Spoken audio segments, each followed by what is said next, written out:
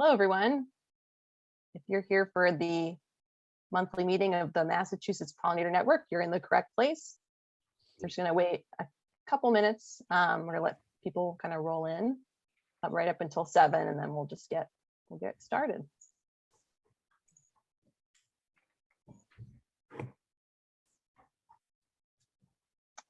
Hope everyone had a nice holiday week. It is now December. Time just, it flies by. Hi, Jenny.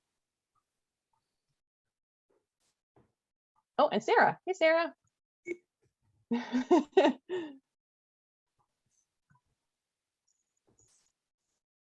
All right, almost 7. Somebody's having trouble joining.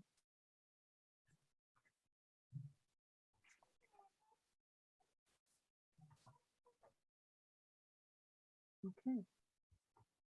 Hi, everyone.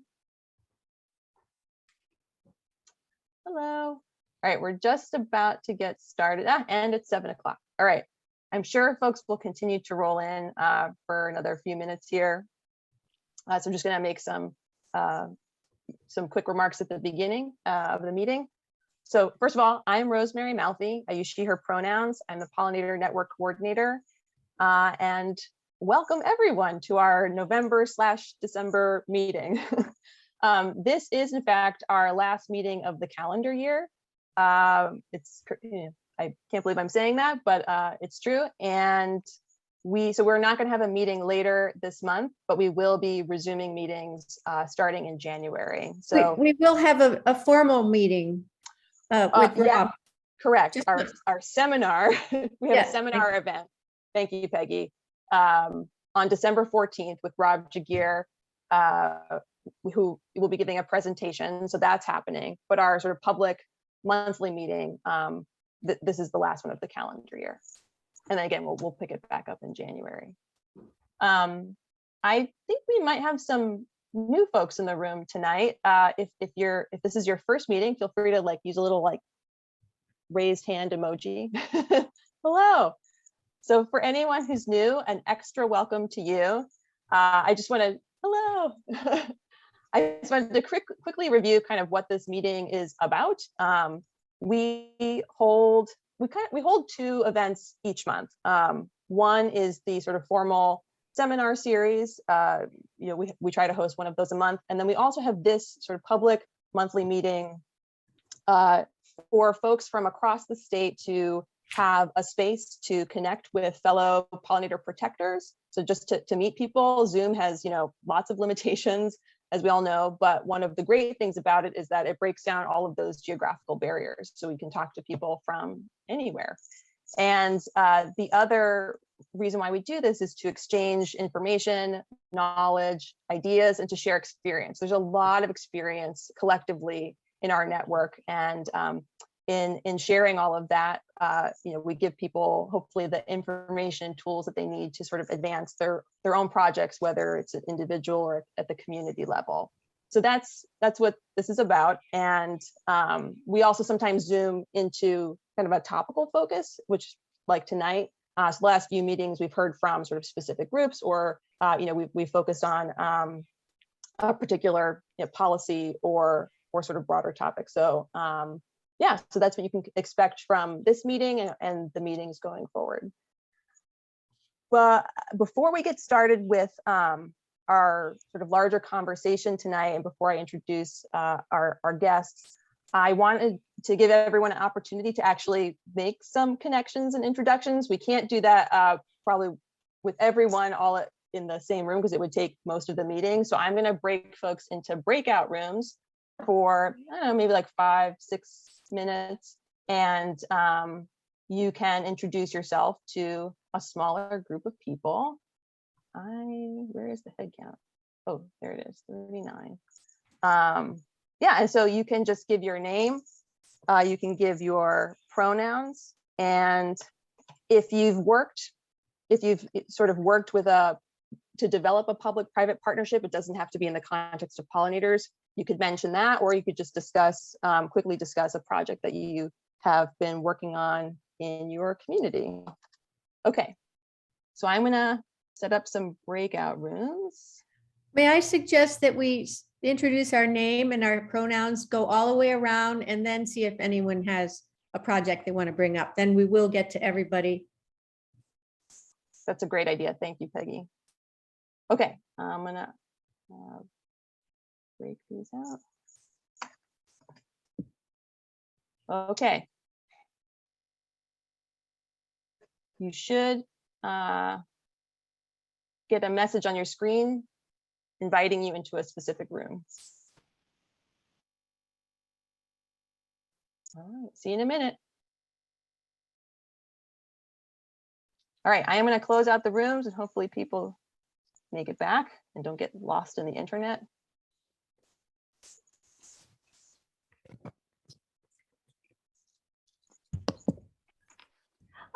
Karen, I just want to introduce you to Anne. Anne can meet Karen, who's working on getting her condo association to have more ecological landscaping. So it's a movement.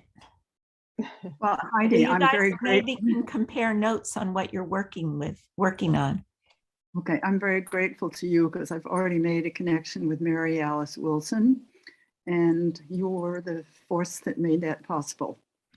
I Great. look forward to. Thank you. Excellent. All right, I think some people are still on their way back from the breakout rooms. 2, 1. There we go. All right. Welcome back, everyone. Hopefully no one got lost in the internet in that transition. Great. Well, I hope you were able to make a connection and say hi to some new folks and yeah, learn about what some other people are doing in their communities. And now we're going to move on to sort of our topic for the evening, which is talking about public-private partnerships and how building these kinds of relationships can help to actually expand pollinator habitat. And joining us tonight is Peggy MacLeod, who's the director of Western Mass Pollinator Networks and the founder of Pollinate Northampton, and who sits on the steering committee of the Massachusetts Pollinator Network. And Owen Wormser, who's a landscape designer. His company is Abound Design. He also operates the nonprofit Local Harmony, which works to install pollinator plants and habitat in public spaces using volunteers, and is also the author of Lawns into Meadows. So thank you both for helping to lead the conversation tonight. I just mentioned they both have a lot of experience recruiting volunteers and installing habitat and pollinator plants into public spaces. So yeah, thank you so much for joining us. And I'll let you guys kick off the conversation. Okay, thank you, Rosemary, and thanks everyone for being here. I think one of the lowest common denominators that we're going to keep touching upon is community. And so your participation is really what is going to make any of this and what makes any of this possible. So as Rosemary just mentioned, I am a landscape designer. I have a degree in landscape architecture, and I've been practicing design build for the last little over 2 decades. And I work a lot with plants, and I've also been doing the nonprofit work that was just mentioned, which has a strong focus on these community volunteer / municipal partnerships. And some of those partnerships are also with private owners, landowners as well.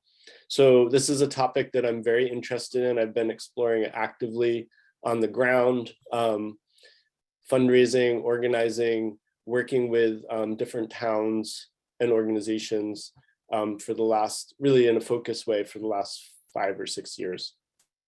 So that's my background in a nutshell. And I'm going to turn the floor over to Peggy to introduce herself.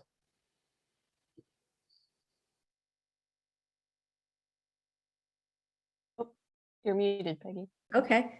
I was really excited to hear about the work that Owen did to organize at one of our local bakeries that had a beautiful hillside right outside of it. And I learned about that and would walk by it after I got involved in pollinator work.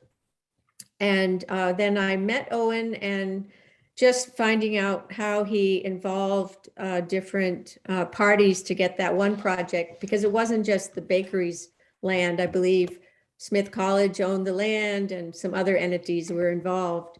And so, you know, I was like kind of blown away at how many people volunteered to help with that.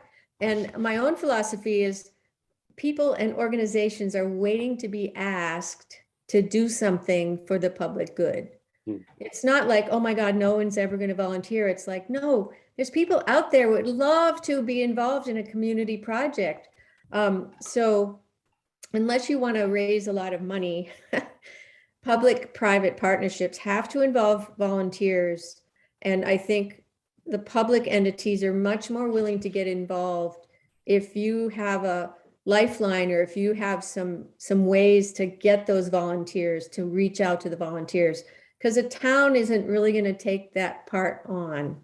But in each organization, and this is what Owen did, is you built relationships with people in several of the departments in the Northampton project, Pulaski Park. So building those relationships, you can't just walk in and, hi, we want to do this thing. It's, oh, you guys have a problem area that might be better off if we helped. And, you know, is it, when you walked in, Owen, and you said, no, I'm not going to charge anything, you know, probably their jaw went on the floor. So just being willing to partner and help a community do a project like that. I mean, we got so many people involved, and so much rapport was built with that project. It was, as a matter of fact, I think it was November 1st, 2018, was like 25 degrees out, and a ton of volunteers showed up that day, and we planted like 450 plants or something. So, you know, good work. That enthusiasm and interest is really strong. And I think just in the last 2 years alone, that focus has grown. We just did this planting in Northampton, right near City Hall. We planted that July 31st this year, and we planted about 3,400 plugs.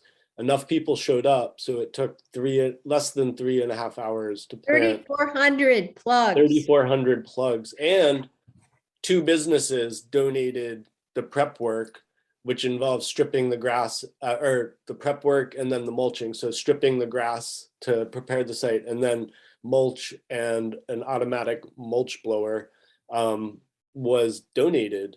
Mhm. So what Peggy is pointing to is that those relationships made that all possible. And in this case, because I'm a landscape designer, I was able to present things in a way that was convincing. And also I have a track record that I could show people and point to. And so I'm not just sort of making wild claims. And there is a hesitancy with municipalities to get involved with things that they might think are shaky. And so there's a couple key components that are really important, and that is having a plan or a design that you know works. And a lot of times it's really important to bring in a professional to help you with that.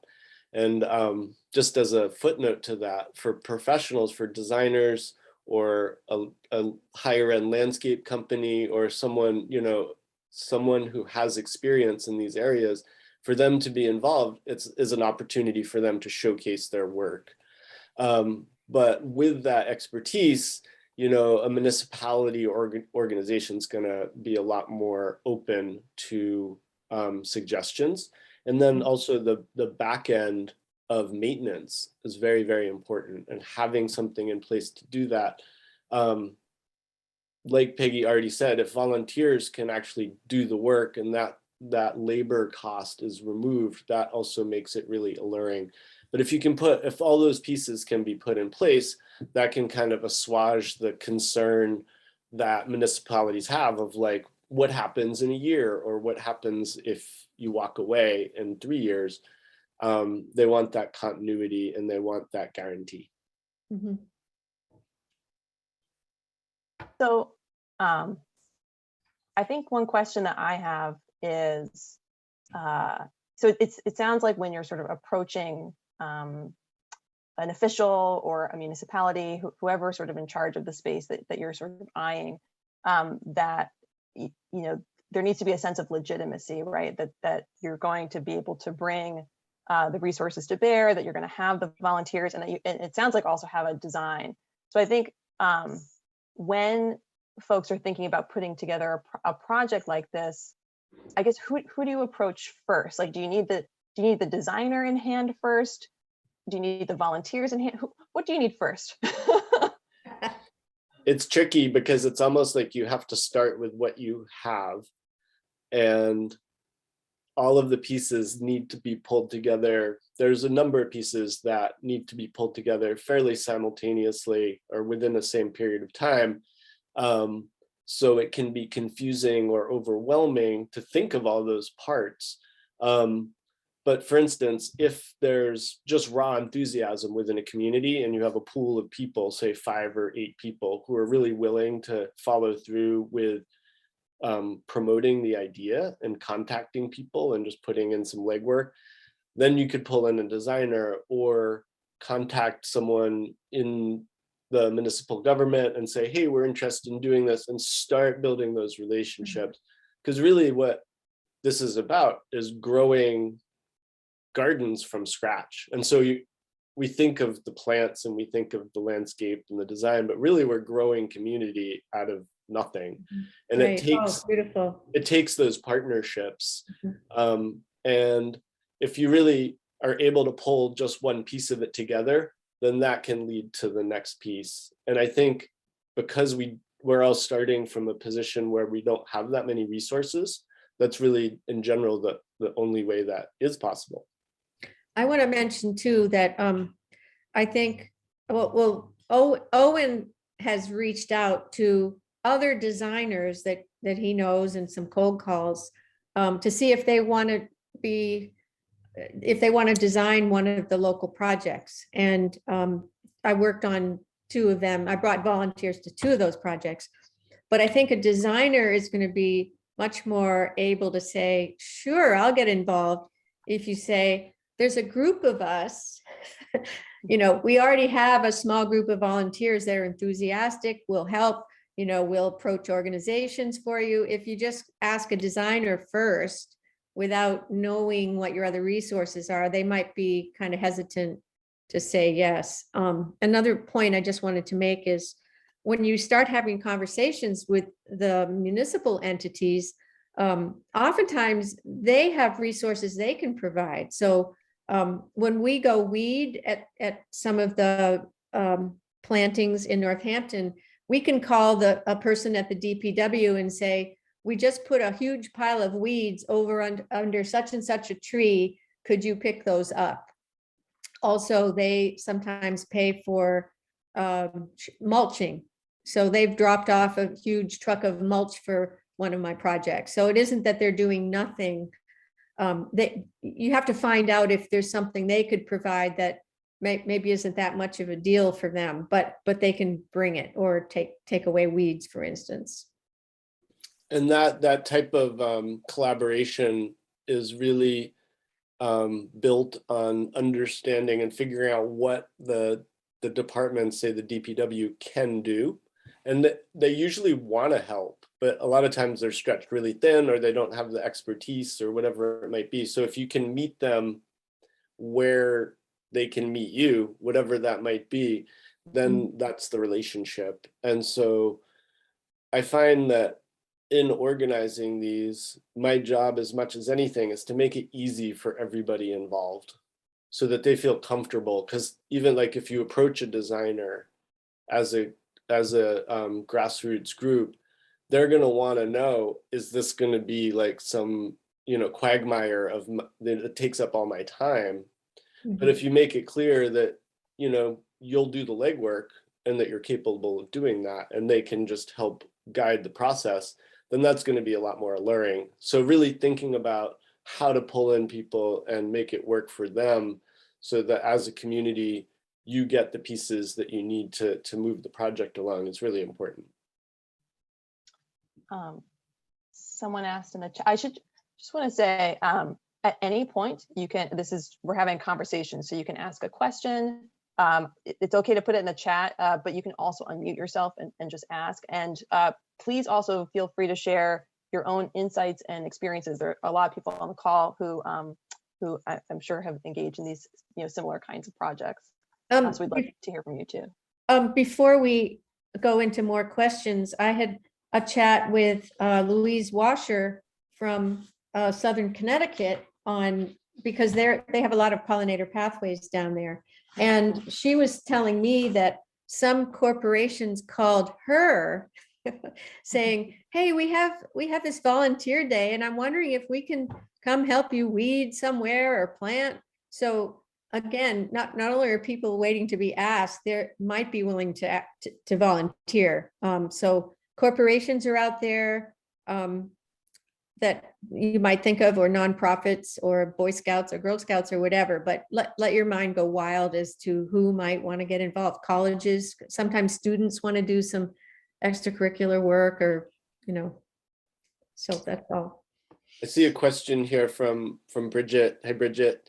The question is, how do we keep volunteers coming back year after year for maintenance after the fun of installing is over? And also, how do we acquire funds for maintenance after the initial installation? The people who feel like they have ownership are the people that are willing to take care of it. And so within a larger community, say a town, there's usually a handful of people that are really willing to do something like that. But even from the beginning of a project, it's critical to identify whether those people exist, or somebody to take care of what goes in, once the installation is in, it needs to be maintained. So whether that's someone in the DPW actually knows how to take care of it, whether there's money to pay for a gardener, or there's volunteers, or a combination thereof. Otherwise, these projects kind of fall into disrepute because they fall apart. And so really it's a matter of what's possible. So like, for instance, in Turner's Falls, which is in Montague, Mass, volunteers were responsible for maintaining the work that was happening there, which is planting about 1,000+ perennials downtown, where they have these planters set in their sidewalks. It took me about 5 years to convince the town to come up with like a $2,000 or $3,000 budget to hire a gardener to do that. Now they did, but it took time. And so building those relationships, identifying those people, and sort of figuring out what's doable. At Bridge Street School in Northampton, it was a community group from within that neighborhood that was able to take care of it. They took ownership. So each project's going to be different, but it's a really good question, because without that sort of backbone of support, eventually it's going to fall apart. I have a tiny listserv. There's 19 people on the weeding listserv, let's say, but the same 5 people show up all the time. So next year I want to expand it to like 40 people on the listserv, and maybe we'll get 10 people to show up and take turns. But it's a social gathering when you're out weeding and making something look less wild. I'm not going to say neat and orderly, but less wild, because it is native plants. There's a question in here about addressing watering plants. And I think that touches upon what I was just mentioning, because really there needs to be someone to make sure they get watered if they get planted, or when they get planted, so that they can establish. But it's also very important to focus on low maintenance plants because it becomes a boondoggle if it takes too much effort to sustain these plants. And also we're trying to do something that's ecologically sustainable.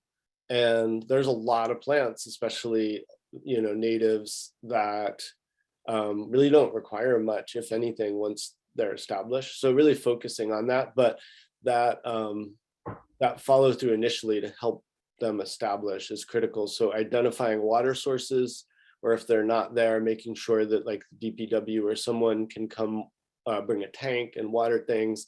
And so all of these logistical pieces are are sort of all the, you know, boxes that need to be checked.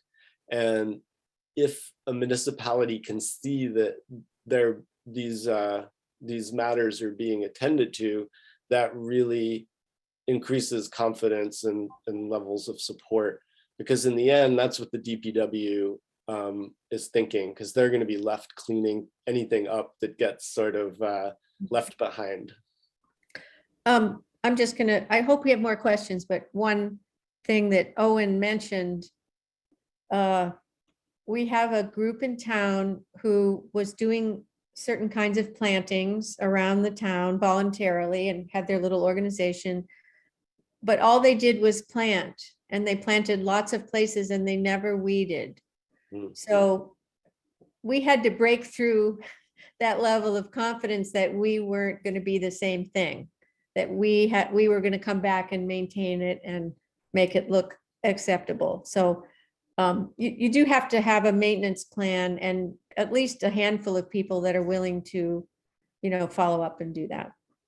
More questions? There's a point that someone made here about basically doing someone volunteered their lawn space or their own space to create a proof of concept that could then be shared with the town or used as an example. And that's a great way to build enthusiasm and confidence in this process. That meadow that was planted with 3,400 plugs this summer, that was a follow-up. We had built a trial meadow before that was much smaller, and the city was sort of tentative about giving us access to the whole slope, and we just did a portion of it first. So step by step can be a really good strategy.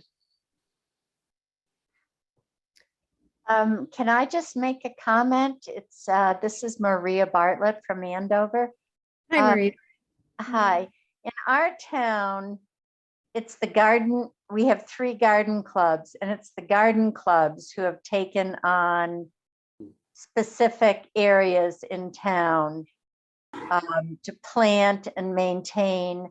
The town helps to a certain extent, like mulch. They'll drop off mulch. They'll, you know, one area needs the lawn mowed around it, and but the maintenance is really challenging.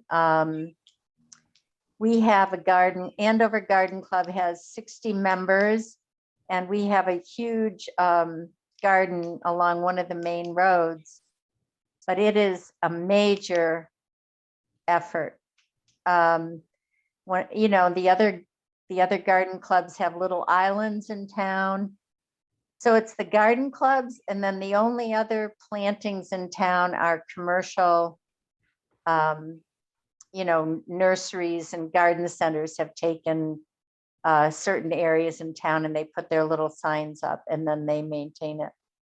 But the maintenance, it seems like it takes a organized group that already meets for some other purpose in our town to be successful at maintaining. Yeah, and there's a question that I'm seeing here that's, are there plantings that require less maintenance?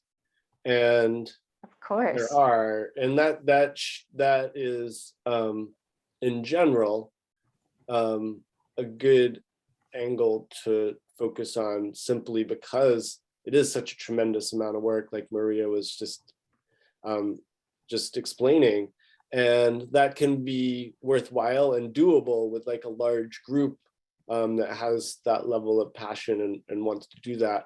but it also can be sometimes sort of a death blow in a smaller community or smaller setting, because there's just not enough hands to make things happen.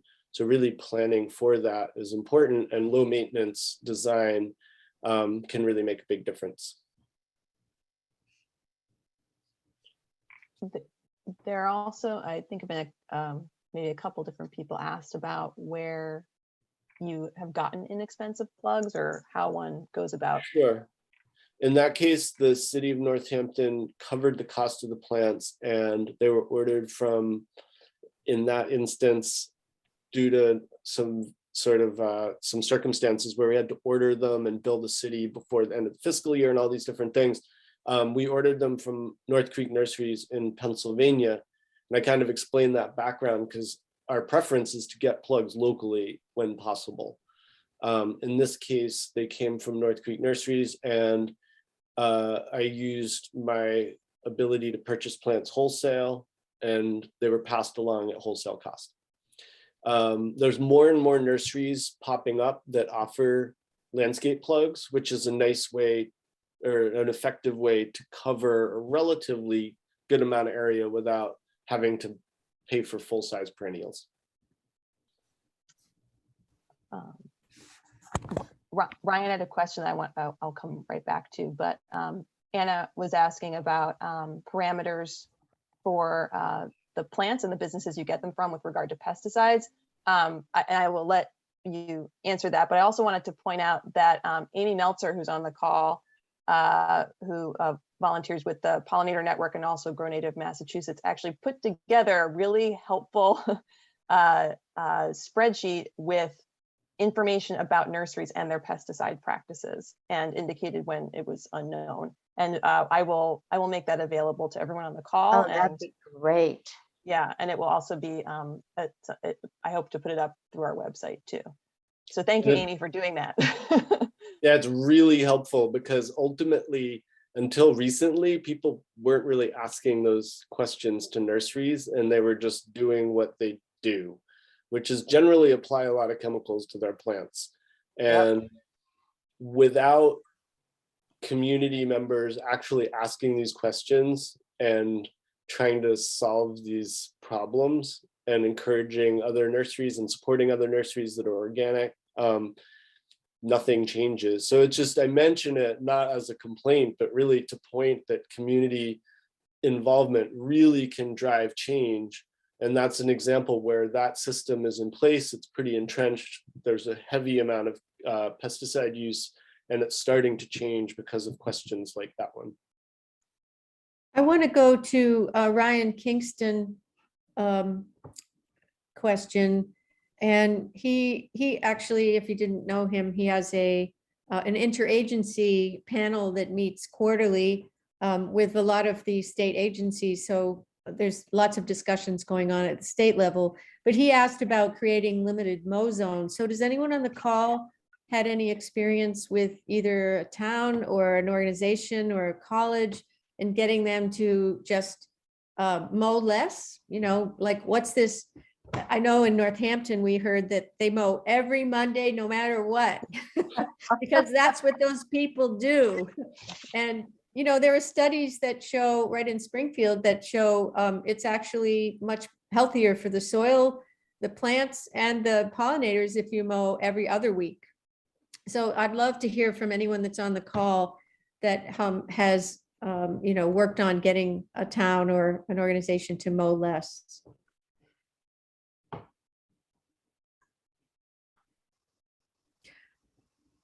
There's a example that I know of at Hampshire College where they mowed around the Red Barn, and it was like a couple acres of grass that they mowed. And really one person was pretty adamant about letting that grow into meadow, and they were well positioned within the organization there, and they convinced them to do that. And they mow it once a year now, and it's a healthy meadow and it looks beautiful.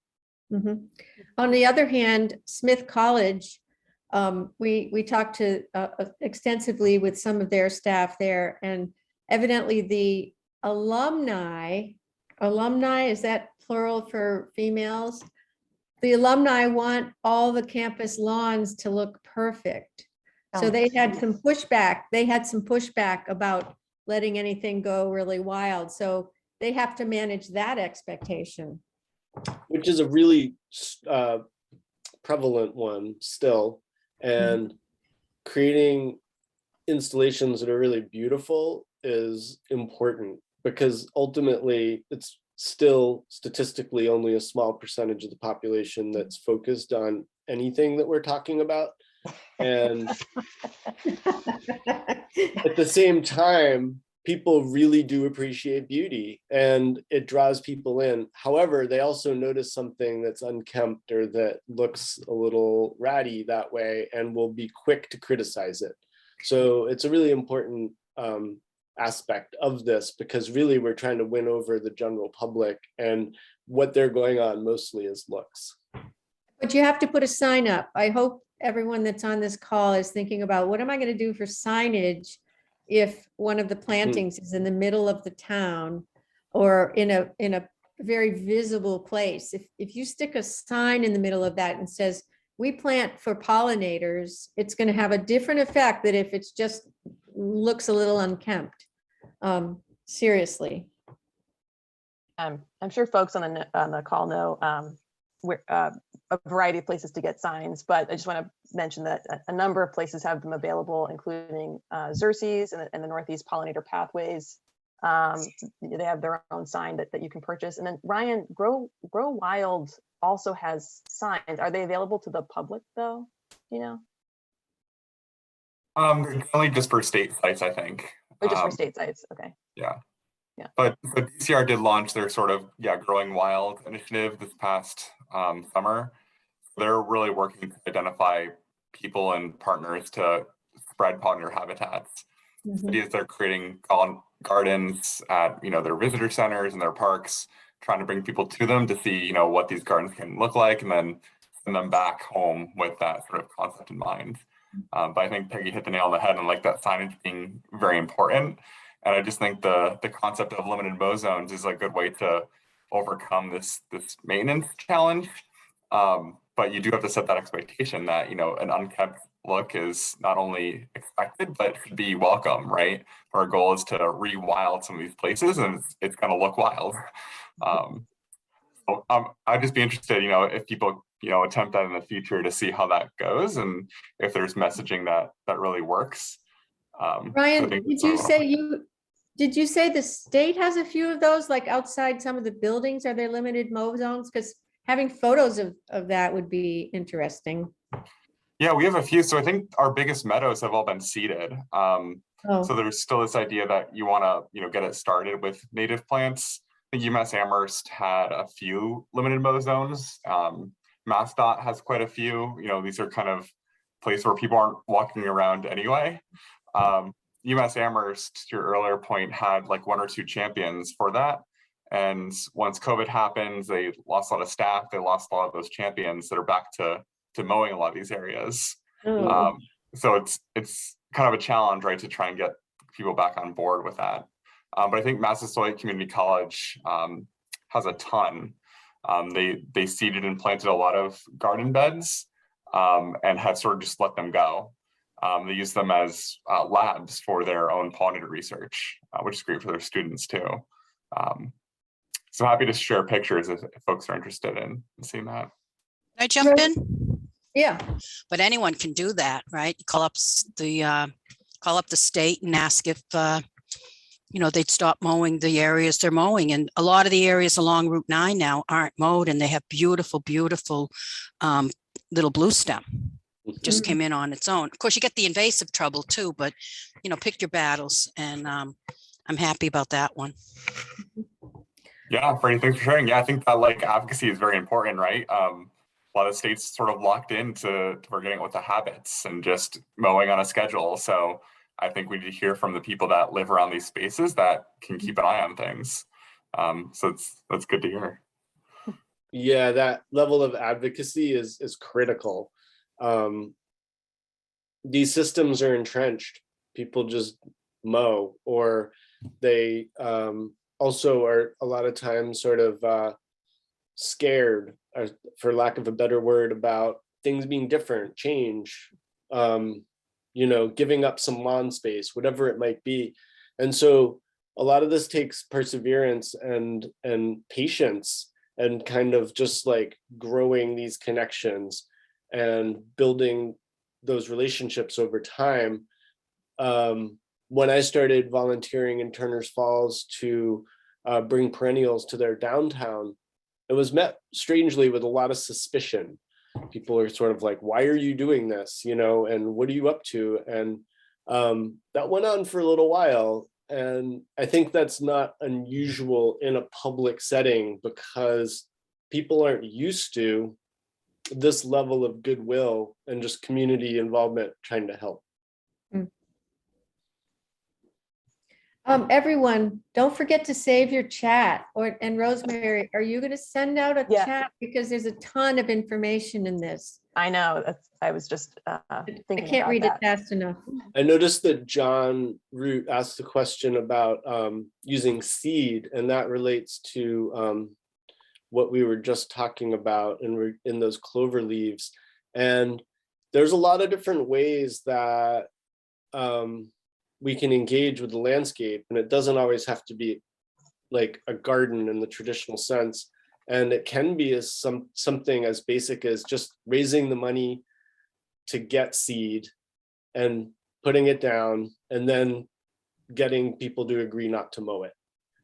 Something like that can be relatively low-hanging fruit in terms of budget and effort and maintenance. And so there's many, many ways to go about these projects. And it's really important to kind of think of all the possibilities, because in some cases, that low-hanging fruit is all that's doable. But in other cases, you can build up a larger project, but it's really important to kind of match the project to the level of community involvement and support that you can pull off. I have a question. What do you think, you know, for a homeowner? I mean, I advise a lot of our garden club members to converting lawn.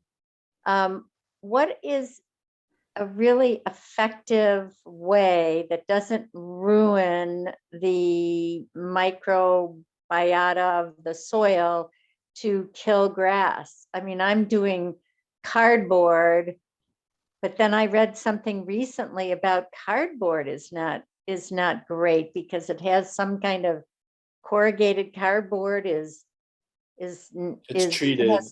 It's Yeah, treated or something. treated so it doesn't and that rot. You're not, that's not good. And solarizing, you know, kills all the microorganisms. And you know, Sure. when you have sod cutters, they take everything away. So, you know, what's the best way? It's just like I can't figure it out. With getting rid of lawn, I usually encourage people to till, like repeated tillings, because it's a But I thought disturbance. that breaks up the structure of the soil.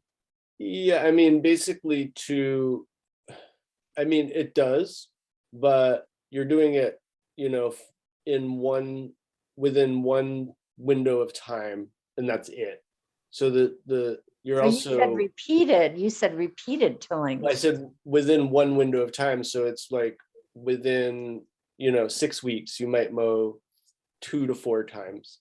You mean you might till? I mean, sorry, you might till that many times. And that is all that you're going to do for the next, you know, forever, if you're putting in a meadow, because then the meadow establishes and you mow it once a year. So I guess my point, because this question comes up a lot when I'm talking about meadows, and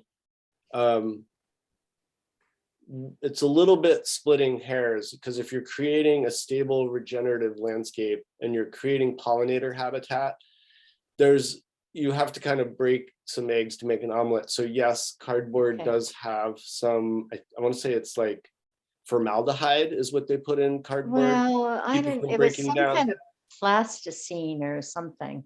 And then, you know, solarizing, and obviously herbicides. I never recommend herbicides, you know, so there's all these different downsides. However, the upside is so enormous, and also the downsides have to be weighed against what's happening on a wider scale in this planet. And us tilling a small lawn or yard to turn it into meadow isn't really going to have any negative impact in the short term. It's going to have Okay. a large positive impact. All over right, well, that's good to know. That's a good context. Thank you. Yeah.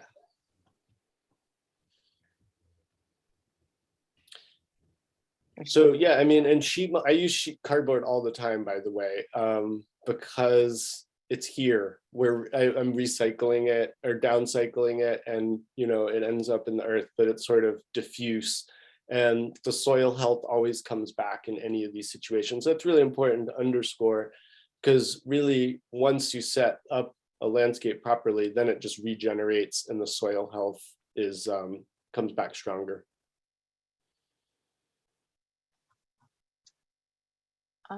I'm going to go backwards a little bit and ask about cost. So if you want to estimate the cost of a project, how do you go about doing that? So if you want, if you see a particular place in a park or some other public space where you think a garden should go or meadow, how do you go about figuring that out before you have someone like a landscape designer in hand? A lot of times it's helpful to have someone like a landscape designer or someone who's involved in the trade professionally to help you with estimating. Because also figuring out the amount of volunteer hours that it's going to take can be really helpful. And someone who works with crews and people and does estimating could potentially help with that. But I think a lot of times that's the big question that you need to know, either for fundraising or when approaching a municipality, how much does it cost? And having someone that can really accurately create that estimate is important. And a lot of times it can be done by people who don't do it professionally. You just kind of do the legwork, figure out what the plants are, price them, and kind of put together the line items of an estimate that way. But it can be helpful to have someone on board that can make it easier and streamline it. But having that information is really important.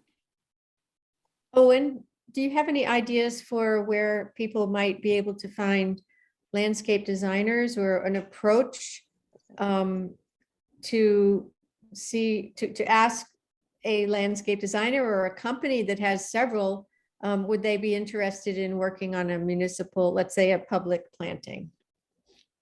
Yeah, that's a really good question.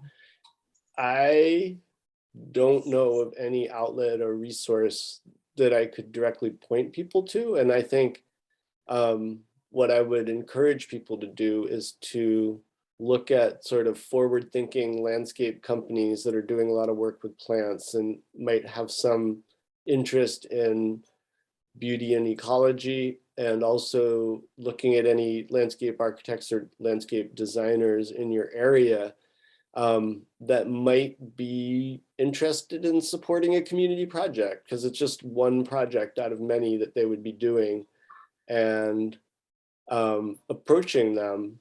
And I don't think there with so many of these things, there aren't any resources or systems in place. So that sort of cold calling contact can often be necessary. Mm-hmm. And that goes back to what Peggy said earlier, which is if you don't ask, then you don't get it. And I find that there are designers who are very interested in this, and with good support and possibility for fundraising, a number of them would probably consider donating their time too. Yeah. Tori and Tonino wrote the Ecological Landscaping Alliance has a directory of designers and contractors, and I looked through that pretty recently, and I was only going to think about the ones in my area. And as I was scrolling through, I saw so many over the rest of the state. So it's quite extensive and they are spread out all over the state. And some of them mention, for instance, sustainability or native, the language they use to describe their business is somewhat of a key to knowing if they might be someone to contact. Anna was asking, is there any way to send some of the maintenance management suggestions to towns so they might hear about them and maybe someone will take up the idea? Maintenance management. Like a NOMO areas and different approaches to maintenance. I'm not sure if Anna can unmute, but yeah, maybe just a general. I just didn't know. I don't know what any organizations are that send out things professionally, but just to share some of this information with the cities and town councils or whatever. We have a select board, which is easier to manage in small towns, just so that they're alerted to some of these suggestions and that there are issues out there about the conventional maintenance. So Anna and everybody on this call, we are recording this and you will get a link to it. And if you know anyone on the Conservation Commission or the town council, you could say, hey, we just heard this great presentation. Owen and Peggy were great. No, but it's something you can share, even to point it to them and say, there are projects getting done that are public-private partnerships, and we thought you might be interested in this recorded session. It's a resource. Yeah, definitely is. And it's a great suggestion. It also points to something that I've been kind of underscoring, which is we are kind of creating the pathway here for people to follow. And so ultimately, I think what you're asking for is something that would be wonderful to create over time. And that's really what we're exploring in this conversation, is how to systematize some of this or make it easier and more accessible for communities to do this. There's really not much out there. I was just in a conference call earlier with the tree committee in Northampton, and they were asking about whether they basically wanted to know whether it was viable to have understory plantings under the trees. So basically perennials under the trees. And one of the questions was, are there any studies about that? And the answer is no. And that's really strange in this day and age that no one's really looked into that, but they asked the DCR and they said the same thing. And so, but they were interested. And so DCR said, well, we're gonna, we're kind of look into this. And so without that question being asked, that sort of stimulus doesn't get out there. And I think it can be overwhelming a little bit or bewildering because there isn't a system in place. So that's why I've kind of underscored this, because we're kind of figuring it out as we go. Actually, when you were talking, I was thinking about our association with the tree group, the tree warden, I guess, in Northampton, in Plainfield. We're working through, you mentioned wholesale connections. We're working to get some wholesale trees for Plainfield. And I guess we're a lot more tuned to the native trees. So maybe our little tiny town can start educating Northampton, because we're also advocating less mowing under them and things like that. Nice. Beautiful. And I see someone made a comment here that their town government has a sustainability coordinator and an AmeriCorps volunteer with the town government who collaborate with local groups planting native perennials. So that's a really amazing way to put that together. And it's really sort of whatever pieces you can put into place is what works. And that's a wonderful way to do that. Now, a lot of towns have sustainability committees, and they came into effect when there was a lot of money going into solar and everything. And you know what? They mostly just cover energy issues. They're not a lot of these towns aren't covering, you know, the decline of insects and wildlife, and, you know, they're very narrowly focused on where they can save money, but sustainability committee might be a group that could be approached. Well, can I just say that I'm on the Andover Green Advisory Board, and that's, our focus has been on solar, now getting heat pumps, doing a solar bylaw. But we just added someone to the committee who is an expert on nature-based solutions. Nice. So we're going to be trying to impact DPW on doing not rain gardens, but, you know, the swales and native plantings. And so I think if the committees seek out that expertise, then, you know, it's usually expertise. It's architects, builders, engineers, you know, HVAC people, solar people. So if they seek out that expertise for the committee, then they'll have that to add. And we add it now. We're trying to kind of fight this artificial turf stuff that's going in our new schools. So we have this person now on our board. That's great. And that's really an amazing way to get that level of knowledge into play. And I see a comment here that Sustainable Arlington is focusing on energy and climate issues, but we are also focusing on native plants and pollinators, among other environmental issues.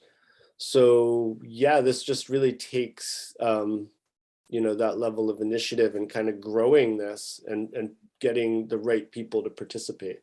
You can also focus on trees as energy savers and you know, shading things, and also improving the air quality. Trees are really, really important. And I think we tend to look at the little plants versus really looking at the trees. There was a program from Eco Farm called Meadows in the Sky, and they're really, really important.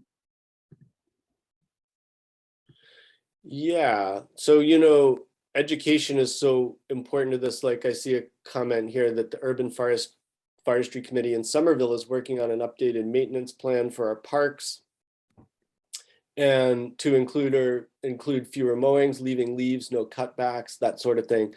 It just makes me think of like Doug Tallamy's work and how instrumental he has been in educating people.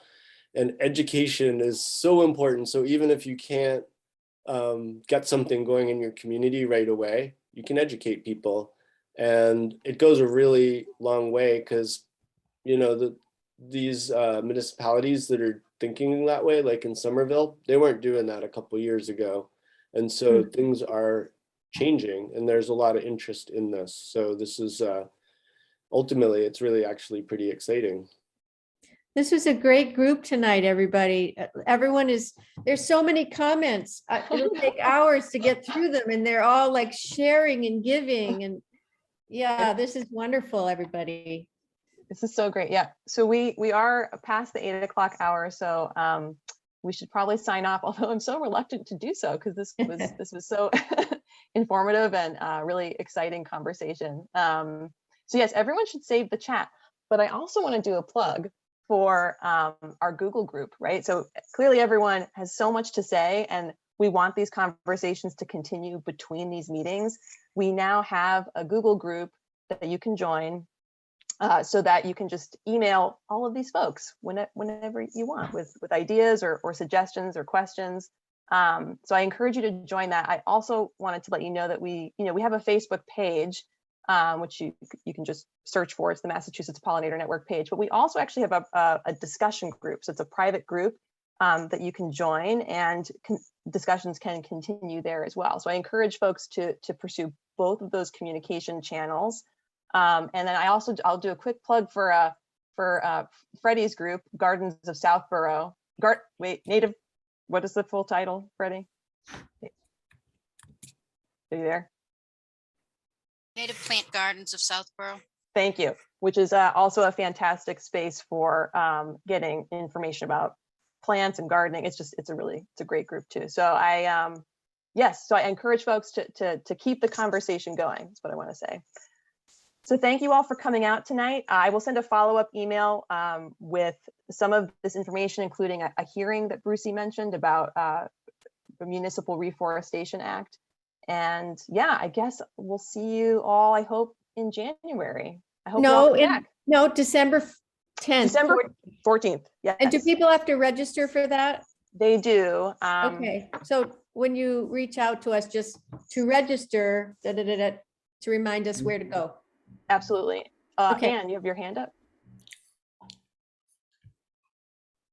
Sorry, I put it into the comments. I was just on the sustainability point. I was wanting to comment on leveraging the state's roadmap to renewables. I can't remember the name of the bill, but we, as we work to massively reduce our emissions,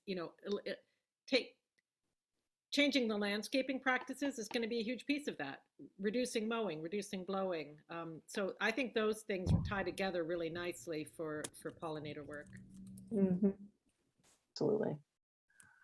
All Carol? right. Carol? Yes. I just wanted to say, I think it was Brucey who somebody wrote something about the NRA hearing on Tuesday. There's a lot of different bills. You can just Google at this point. I don't have the link right here. Maybe if somebody does, they can put it in the chat. But if you want to testify, even to just say what bills you support, because there's a lot of really important bills being heard. And even if you don't have to testify, have a long speech. You can just say your name, where you live, and that you support, which bills you support. But you have to sign up by Sunday. You can't just get on Tuesday. You have to sign up by Sunday. And okay, Rosemary just put the link on. So save that link if you wanna sign up. And I encourage you, if there's bills you support, just say 2 words about them. Yep. That's it. Thank you. Quantity matters in this case. Thank you. All right, thank you everyone, and thank you Owen and Peggy for leading this awesome conversation. Thank you for your time. Thank you. All right. Good night, Thanks, everybody. everyone. Night. Good night.